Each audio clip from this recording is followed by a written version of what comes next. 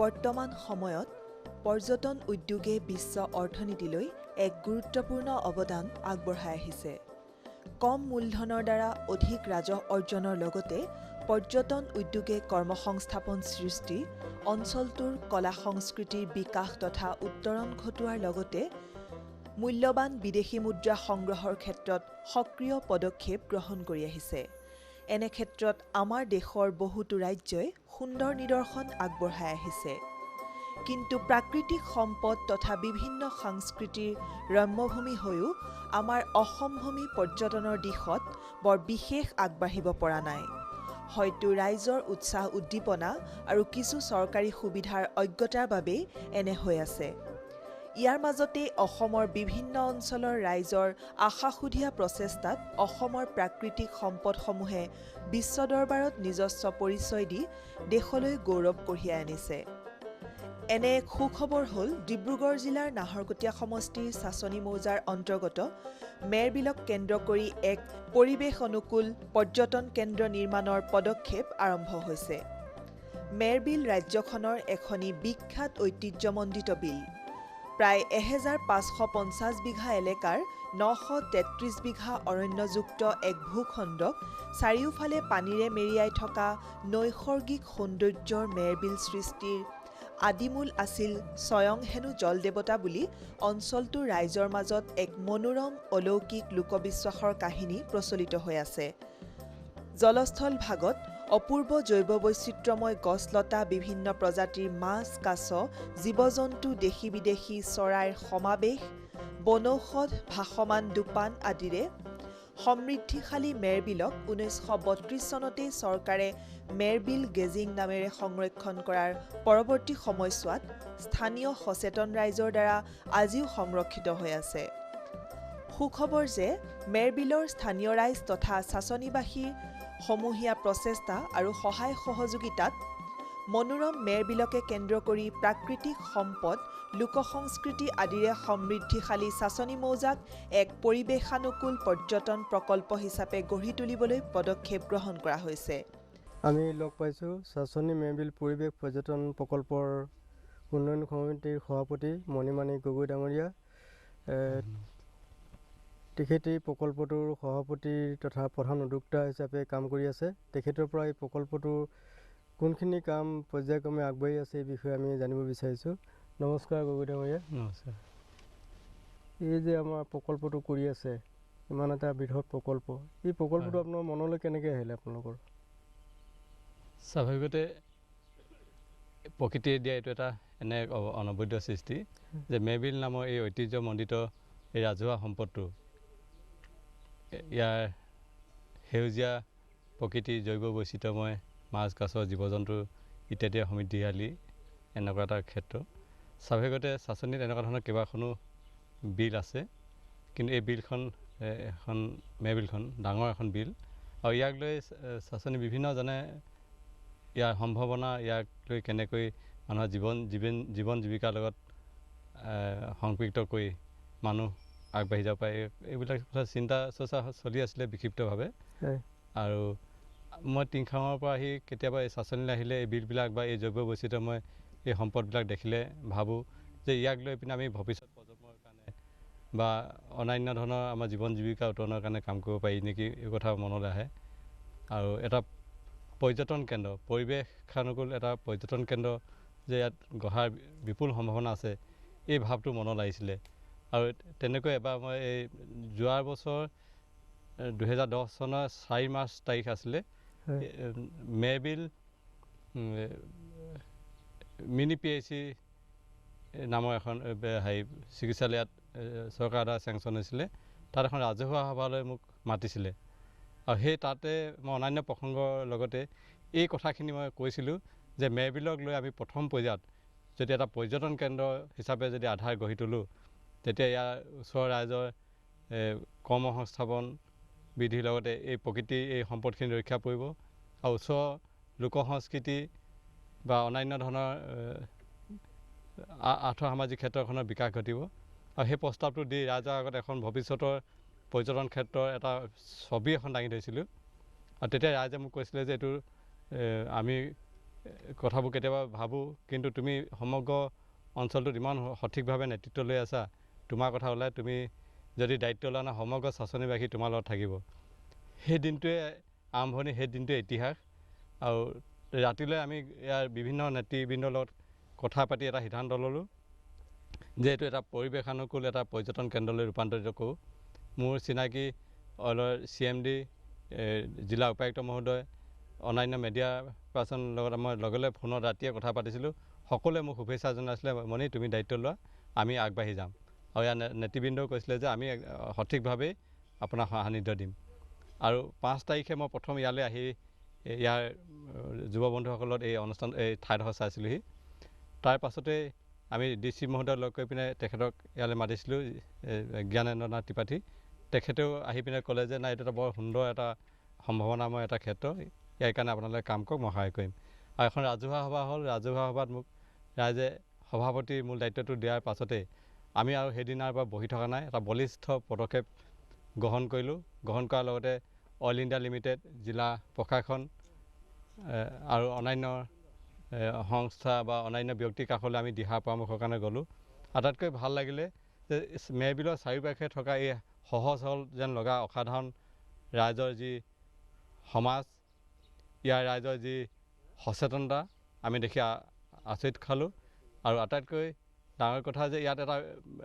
এনে এক জনজাগৰণ সৃষ্টি হ'ল যে এইটো এটা পৰিৱেশ পৰ্যটন প্ৰকল্প হিচাপে ৰূপ দিয়া হওক, আৰু ইয়াৰ কাৰণে সমগ্ৰ চাচনিবাসী ৰাইজে আগবাঢ়ি অহা হ'ব বুলি আমাক জানিবলৈ দিলে। আৰু যোৱা 2010 চনৰ 26 ছেপ্টেম্বৰ তাৰিখে এটা অভিনৱ, আমি ভাবিব নোৱাৰা 20-25 হাজাৰ ৰাইজৰ, সমগ্ৰ চাচনি অঞ্চলৰ ৰাইজৰ উপস্থিতিত এখন বিশাল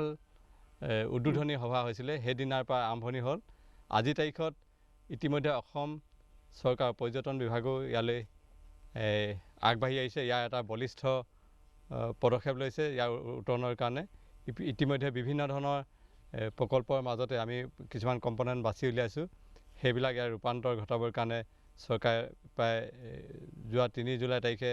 ঘোষণা কৰিছে 3 কোটি টকা এটা প্ৰথম ইয়াত আন্তঃগাঁথনি নিৰ্মাণৰ কাৰণে মোকলাই দিবলৈ ব্যৱস্থা কৰিছে। অসম চৰকাৰৰ পৰিবহণ আৰু পৰ্যটন মন্ত্ৰী চন্দন ব্ৰহ্মদেৱ আহিছিলে,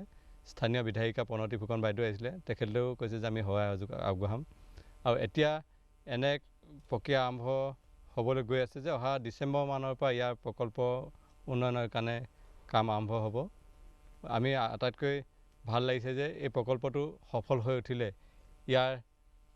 মেৰবিলৰ যি জৈৱ বৈচিত্ৰ্যময় প্ৰাকৃতিক সম্পদখিনি ৰক্ষা কৰাৰ লগতে আমি দেখিছোঁ যে সমগ্ৰ চাচনি অঞ্চলত পৰ্যটন বিকাশৰ কাৰণে বিভিন্ন ধৰণৰ উৎকৰ্ষ আছে, প্ৰাকৃতিক সম্পদ আছে, ইয়াত অন্যান্য বিলসমূহ আছে, ইয়াৰ বিভিন্ন ধৰণৰ লোক কলা সংস্কৃতি, গীত মাত, নাট ভাওনা ইত্যাদিৰ প্ৰতিভাবিলাক আছে। এইবিলাকো আমি ভাবিছোঁ যে ইকো টুৰিজিমৰ লগত আমি সংপৃক্ত কৰি ইয়াৰ মানুহখিনি লৈ এই মানুহখিনি কল্যাণৰ কাৰণেই আমি কাম কৰিম। আৰু আমি খুবেই গুৰুত্ব দিছোঁ যে অসমৰ ভিতৰতে, ভাৰতৰ ভিতৰতে এটা পৰিৱেশ পৰ্যটন প্ৰকল্প হিচাপে এটা বাটকটীয়া আৰু আদৰ্শমূলক প্ৰকল্প একমাত্ৰ এই মেৰবিলৰ পৰা আৰম্ভ কৰিব বিচাৰিছোঁ। আমি আশা কৰিছোঁ যে ইয়াৰ পৰৱৰ্তী দিনবিলাকত আমি ডিব্ৰু চৈখোৱা, জয়পুৰ বৰ্ষাৰণ্য বা এই অঞ্চলত থকা অন্যান্য ধৰণৰ এনে পৰ্যটনৰ উৎসবিলাক আমি বিকশাই তুলিবৰ কাৰণে আমি যেন প্ৰেৰণাদায়ী ভূমিকা ল'ব পাৰোঁ, এটা সফল আৰু সবল ভূমিকা ল'ব পাৰোঁ, তাৰ কাৰণে কাম কৰা আমাৰ ইচ্ছা আছে। এতিয়া প্ৰথম পৰ্যায়ত আপোনালোকৰ এতিয়া কি কাম কৰিম বুলি ভাবিছে, যিটো চৰকাৰে ফাণ্ড দিম বুলি কৈছে? ইতিমধ্যে অসম চৰকাৰৰ পৰ্যটন বিভাগে এখন চৰকাৰী সমিতি তেওঁলোকে গঠন কৰিছে। এইটো পৰ্যটন বিভাগৰ মুৰব্বীৰ লগতে মন্ত্ৰী মহোদয় আৰু জিলা প্ৰশাসনৰ মুৰব্বী তথা আমাৰ অল ইণ্ডিয়া আৰু আমাৰ এই চাচনি মেৰবিল পৰিৱেশ পৰ্যটন প্ৰকল্পৰ উন্নয়ন সমিতি ইয়াত সদস্য হিচাপে জড়িত থাকিব। আৰু ইয়াৰ যিখন প্ৰকল্প উন্নয়ন সমিতি আমি যুটীয়াভাৱে কামখিনি সিদ্ধান্তলৈ আগবঢ়াই নিম। প্ৰথম পৰ্যায়ত এতিয়া বিকাশ ঘটাব লোৱা হৈছে যে প্ৰথম নৌকা বিহাৰ, এটা বিশাল একুৰিয়াম নিৰ্মাণ হ'ব, তাৰোপৰি এটা সাংস্কৃতিক প্ৰকল্প, লগতে আমি পক্ষী উদ্যানখন যিখন আমি হেৰি গোধাবিল বুলি ইউনিট 2 হিচাপে লৈছোঁ পক্ষী উদ্যানখন উন্নীত কৰা হ'ব আৰু এই যিটো আমাৰ মেবিলৰ মাজত আমি আছোঁ এইটো এটা আইলেণ্ড হয় এই আইলেণ্ডটোত প্ৰায় 9টামান তেনেকৈ কটেজ আৰু ৰেষ্টুৰেণ্ট পৰা আৰম্ভ কৰি অন্যান্য ধৰণৰ বয়ন আৰু কুটিৰ শিল্পৰ উৎপাদন আৰু বিপণন ব্যৱস্থাৰ কাৰণে এখন মাৰ্কেট ইয়াত প্ৰতিষ্ঠা কৰা হ'ব এনেকৈ আমি এই বিষয়খিনি সিদ্ধান্ত লোৱাৰ লগতে এই বিলখন সৃষ্টি মূলতে জলকুঁৱৰ এটা লোককথা জড়িত হৈ আছে কেনেকৈ ইয়াতে এসময়ত প্ৰতিষ্ঠা হোৱা বাৰেঘা চলিহা সত্ৰৰ সত্ৰাধিকাৰ শ্ৰী শ্ৰী ৰামমাতাৰ এগৰাকী কন্যা আছিলে সেই কন্যাগৰাকীক প্ৰতিশ্ৰুতি অনুসৰি জলকুঁৱক গতাই দিয়াৰ কথা আছিলে যেতিয়া গাভৰু হ'ল দীপলীপ হৈ উঠিলে তাই প্ৰেমে নিজৰ কৰি ল'ব বিচৰাত একেলগে প্ৰতিশ্ৰুতি ভংগ কৰি নিদিয়াৰ কাৰণে একে নিশাৰ ভিতৰতে প্লাবিত জলধাৰ সৃষ্টি কৰি এই গোটেই এলেকাটো এই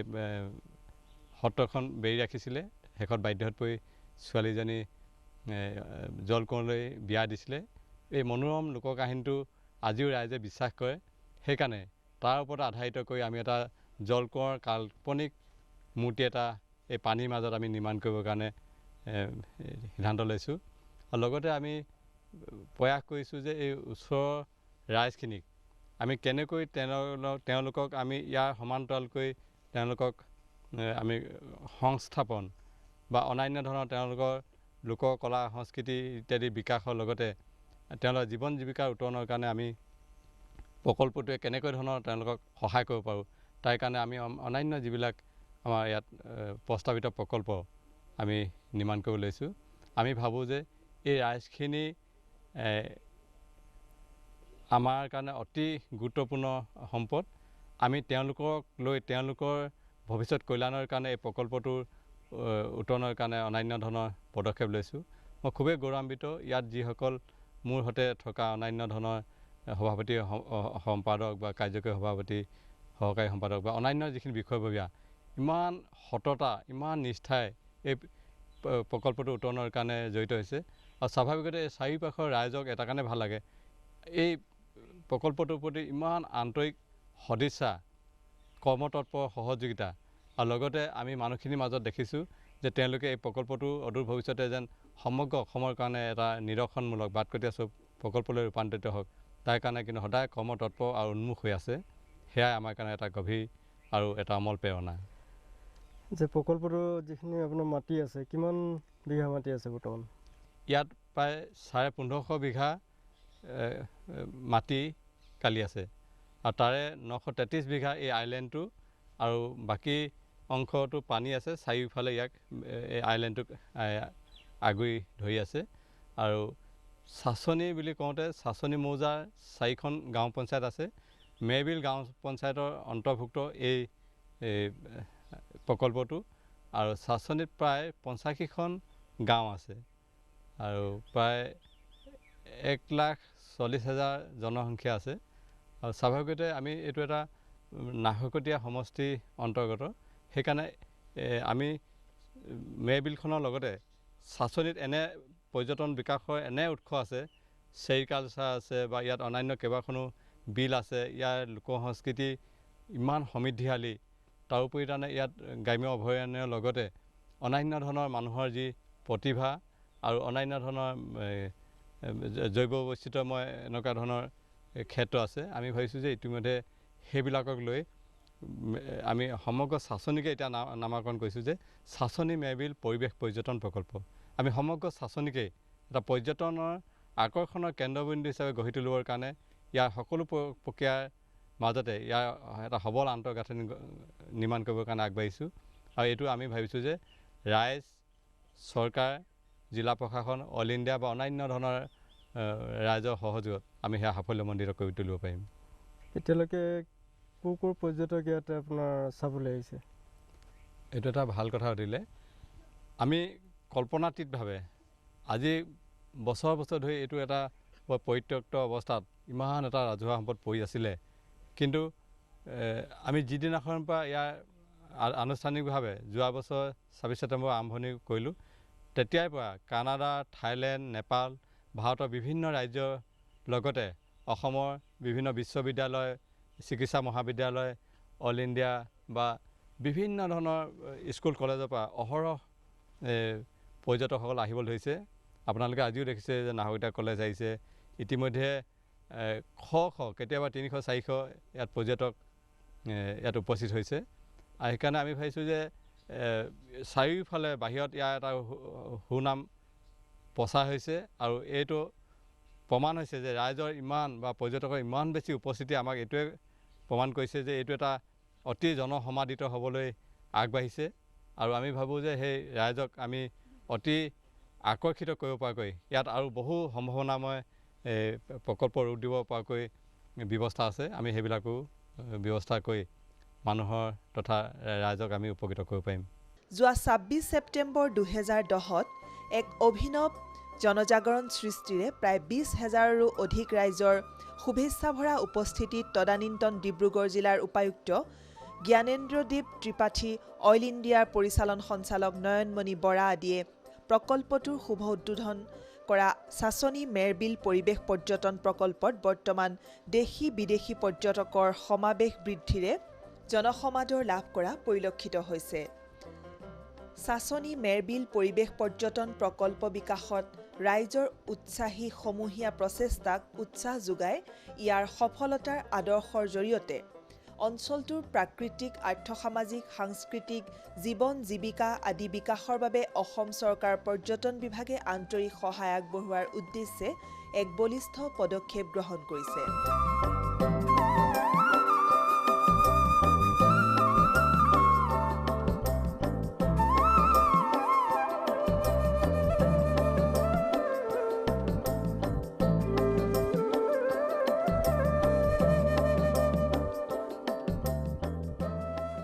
কৰবী হাজৰিকা মই